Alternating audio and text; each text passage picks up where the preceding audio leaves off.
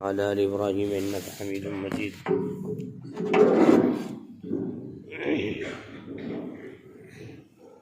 يا رب صل وسلم دائما أبدا على حبيبك خير الخلق كلهم. الحمد لله الذي لم يتخذ ولدا ولم يكن له شريك في الملك ولم يكن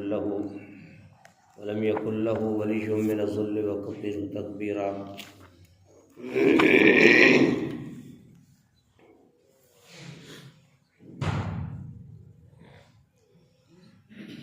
حضور اقدس صلی اللہ علیہ وسلم نے ارشاد فرمایا، یکایک ایک آدمی ایک چادر یا پوشاک میں اترا کر چل رہا تھا.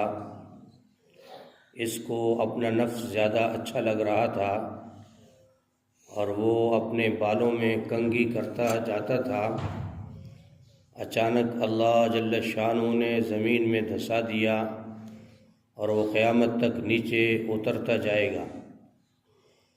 رسول اللہ صلی اللہ علیہ وسلم نے ارشاد فرمایا، یکایک ایک آدمی ایک چادر یا پوشاک میں اترا کر چل رہا تھا.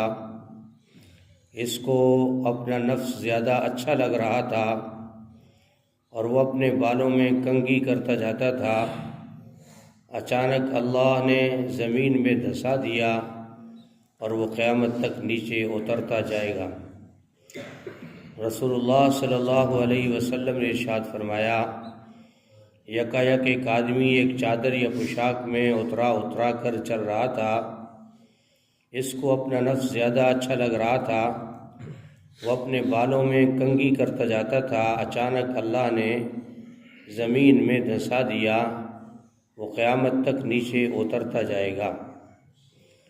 تو میرے محترم دوستوں اور بزرگوں، پیچھے بھی بہت ساری احادیث اس پہ گزر چکی ہیں کہ انسان کو تکبر کرنا یہ زیب نہیں دیتا.